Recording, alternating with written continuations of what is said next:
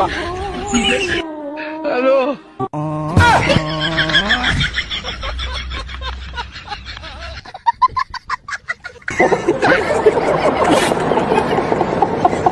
समझ लीजिए, इसका मतलब जो कुछ होगा वो छोटा नहीं होगा कि गुड्डू तू भी बतासा ले ले, तू भी कचौड़ी ले ले, तू कचौड़ी नहीं तो तू पकौड़ी ले ले ना।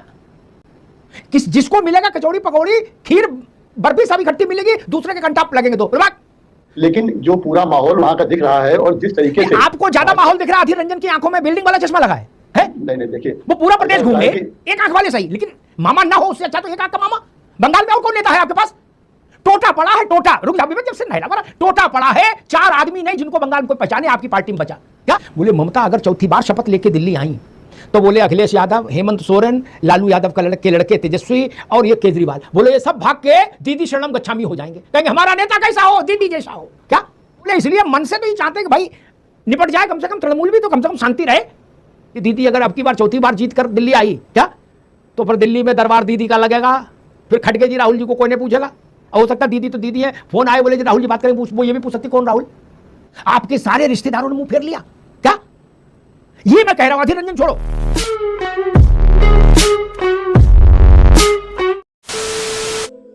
नमस्कार दोस्तों, स्वागत है आपका प्राइम डिबेट और अमिताभ बच्चन की बहुत ही जबरदस्त और बहुत ही धमाकेदार डिबेट वीडियो में। पश्चिम बंगाल चुनाव संपन्न हो चुके हैं और दोस्तों अब एग्जिट पोल भी आ चुका है और ज्यादातर सभी एग्जिट पोल में बीजेपी की सरकार बनती हुई दिख रही है। लेकिन दोस्तों जब चुनाव चल रहे थे उस वक्त कुछ ऐसा हो रहा था कि राहुल गांधी जी को कुछ समझ नहीं आ रहा वो क्या कर रहे हैं दोस्तों, क्योंकि उनके सभी जो इंडिया अलायंस के सभी घटक दल थे वो ममता बनर्जी को सपोर्ट कर रहे थे ना, और राहुल गांधी जी के समर्थन में एक भी बंदा सामने नहीं आ रहा था। मतलब एक भी उनको जो सहयोगी दल के जो मेंबर है, तेजस्वी यादव हो, अखिलेश यादव हो, डीएमके के कोई भी दोस्तों उनके समर्थन में नहीं आ रहा था, वो अकेले पड़ गए थे। और अधीर रंजन चौधरी जो उनके बंगाल के अध्यक्ष है वो अपनी तरफ से लगे पड़े थे और ये राहुल गांधी जी अपनी तरफ से लगे पड़े थे वोट खींचने के लिए, लेकिन दोस्तों वो इनके साथ नहीं आया। तो दोस्तों अमिताभ बच्चन जी इन्हीं मुद्दों को लेकर घेर रहे हैं जो विवेक नारायण जी कांग्रेस पार्टी के प्रवक्ता हैं। तो दोस्तों उनका क्या कहना रहता है, क्या रिएक्शन रहता है अमिताभ अग्निहोत्री जी का इन सब बातों पर, वो आपको देखकर मजा आ जाएगा दोस्तों। लेकिन सबसे मुद्दे की बात यही आ जाती है कि अगर ममता बनर्जी चुनाव हार गई तो दोस्तों क्या होगा, और ममता बनर्जी चुनाव जीत गई तो क्या होगा। सबका असर सबसे ज्यादा कांग्रेस पर ही पड़ने वाला है दोस्तों। अमिताभ अग्निहोत्री जी ने ये बात रखी है, लेकिन किस ढंग से रखी है, किस अंदाज में रखी है, वो ज्यादा देखना मजेदार रहता है और वही देखने में आपको मजा आने वाला है। तो दोस्तों चलिए शुरू करते हैं इंटरेस्टिंग लेटेस्ट डिबेट वीडियो को। Let's start. ये टीवी वाले भाई कैमरा ईश्वर कर दो तुम। बंगाल में इस बार जितना वोट पड़ा उतना स्वतंत्र भारत के इतिहास में जवाहरलाल नेहरू के समय में भी कभी किसी राज्य में किसी लोकसभा में नहीं पड़ा, कभी नहीं। ये समझ लीजिए, इसका मतलब जो कुछ होगा वो छोटा नहीं होगा कि गुड्डू तू भी बतासा ले ले, तू भी कचौड़ी ले ले, तू कचौड़ी नहीं तो तू पकौड़ी ले ले ना। जिसको मिलेगा कचौड़ी पकौड़ी खीर बर्फी सभी खट्टी मिलेगी, दूसरे के कंटाप लगेंगे दो। कांग्रेस बाय एंड लार्ज इस बात से सहमत है कि ये जो हैवी टर्नआउट है ये ममता बनर्जी के खिलाफ गुस्से का प्रतीक है। विवेक, जैसा अधीर रंजन चौधरी कह रहे हैं, अगर आपको बात खारिज करनी है, लानत मलानत करनी है तो अधीर दादा करना, हमारी नहीं। आज अधीर रंजन जी ने कहा अगर है ये तो वो बात उनकी अपनी हो सकती है, लेकिन जो पूरा माहौल वहां का दिख रहा है और जिस तरीके से आपको ज्यादा माहौल दिख रहा है, अधीर रंजन की आंखों में बिल्डिंग वाला चश्मा लगा है? नहीं देखिए, वो पूरा प्रदेश घूमे नहीं पूरा प्रदेश घूमे हैं, लेकिन हम जब चुनाव लड़ते हैं अमिताभ जी, चुनाव हमने भी लड़ा, चुनाव जब हम लड़ते हैं और जो आप हमारे क्षेत्र में आते हैं तो आपका जो आकलन होता है वो बहुत अच्छा फीडबैक हमको मिलता है। तो उनका ठीक होगा, उनकी बात है, लेकिन उनकी बात को उनकी निजी राय हम मान सकते हैं। ये कोई आप बताइए, ये दिन आ गए अधीर रंजन के, अभी नहीं, अधीर रंजन चौधरी के ये दिन आ गए, उनको तो आज संन्यास ले लेना चाहिए राजनीति छोड़ के। मैं ये तो नहीं कहूँगा हुगली में छलांग लगा दो, लेकिन संन्यास तो ले ही लो। अच्छा बताइए, आपकी पार्टी के नॉन बंगाली लोग ये कह रहे कि वो जो बोल रहे हैं उनकी निजी राय है, उनकी राय को ज्यादा महत्व देने की जरूरत नहीं। बताइए, और कोई बंगाल में है नहीं जो एक है ना मामा से काना मामा। ठीक, हमारी यह कहावत है कि मामा ना हो, एक ही आंख वाला मामा हो। चलो मामा तो है, पूजा पाठ में तो बैठेगा, तो आपके तो मामा वही थे, एक आंख वाले सही, लेकिन मामा ना हो उससे अच्छा तो एक आंख का मामा। बंगाल में और कौन नेता है आपके पास? टोटा पड़ा है, टोटा। रुक जा, जब से नहीं लगा, टोटा पड़ा है, 4 आदमी नहीं जिनको बंगाल में कोई पहचाने, आपकी पार्टी में बचा क्या? आप किस दुनिया में हो यार? आप बिंदे वो विधान चंद्र राय के जमाने में हो क्या? आपको इल्म ही नहीं हुबली में कितना पानी बह गया भैया। पहली बार बंगाल ने देखा कि बिना रक्त में नहाए भी जनादेश आ सकता है। First time. और मैं इसको एक थोड़ा सा क्लेरिफाई कर दूं, ये ज़्यादा बंगाल में समस्या मालूम कब हुई? जब सिद्धार्थ शंकर रे बंगाल के चीफ मिनिस्टर हुए कांग्रेस से, उनके समय से जो हत्याएं शुरू हुई वो फिर दीदी के समय तक बढ़ती रहीं। मैं एक छोटा सा आंकड़ा रखता हूं, 2023 में पंचायत पोल हुए थे, विवेक जी भी सुने, आशीष जी भी सुने। उसमें भगवान का नाम लेके हैं रसगुल्ला खाते हुए 55 हत्याएं हुई थी। क्या पंचायत में 55 निपटा दिए थे। 24 के लोकसभा पोल में 10 से ज्यादा मौतें और 100 से ज्यादा बुरी तरह घायल हैं।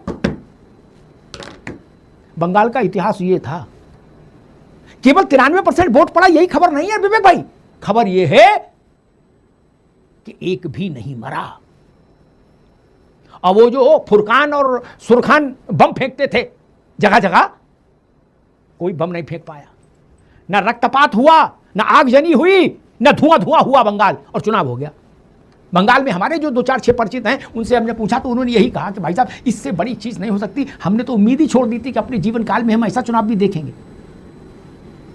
वरना चुनाव में तो हम जानते थे 100-200-500 घरों में आग लगती थी, 50-25 लोग मारे जाते थे।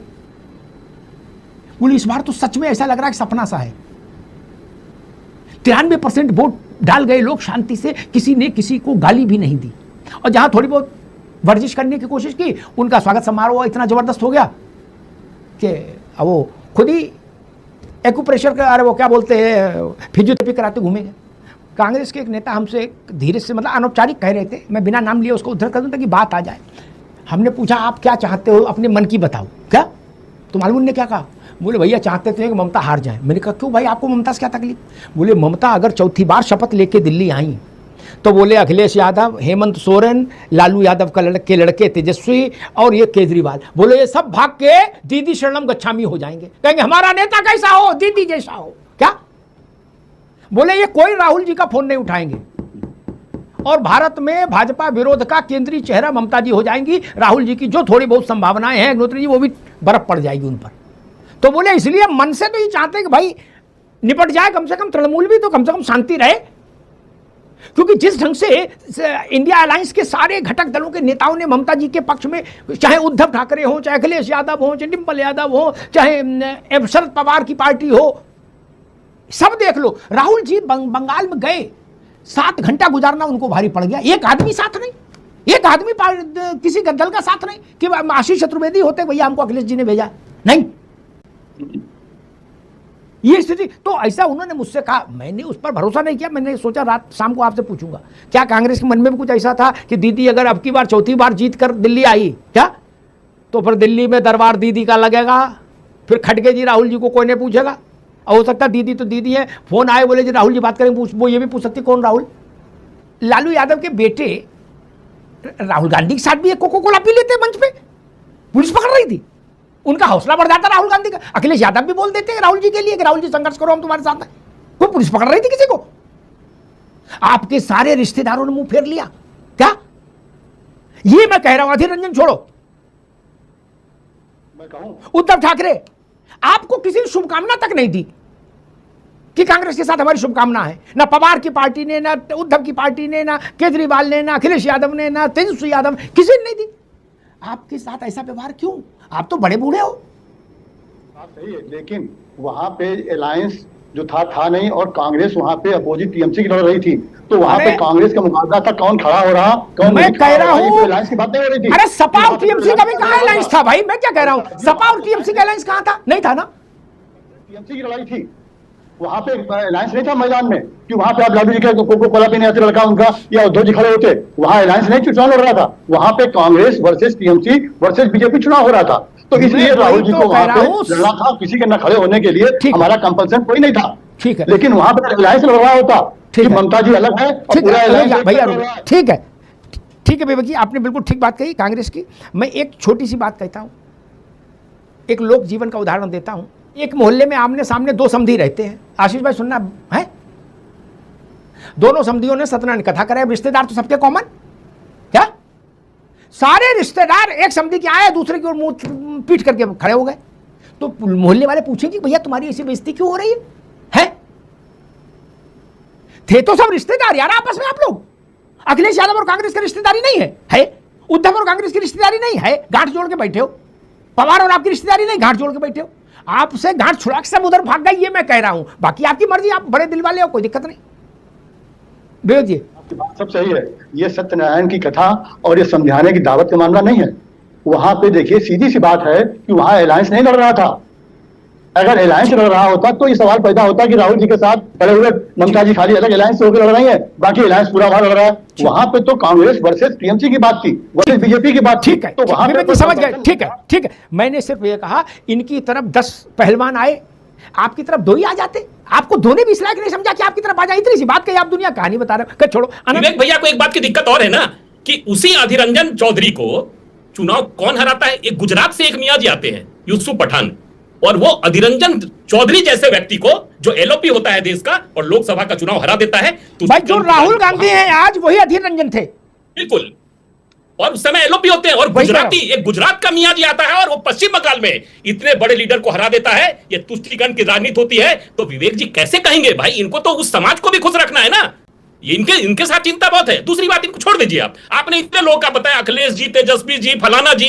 अरे साहब, झारखंड में तो आपकी सरकार हेमंत सोरेन जी के साथ है, कांग्रेस के साथ है। हेमंत सोरेन का तो कैंडिडेट भी नहीं था, लेकिन हेमंत सोरेन कांग्रेस के खिलाफ, ममता बनर्जी के लिए गए, कांग्रेस के खिलाफ कर रहा था, पति पत्नी दोनों। हाँ, गए। उन्होंने कहा एक महिला के खिलाफ आप लड़ रहे थे वहां बंगाल में, अब ये नियम बना लो, महिला के खिलाफ कोई नहीं लड़ेगा।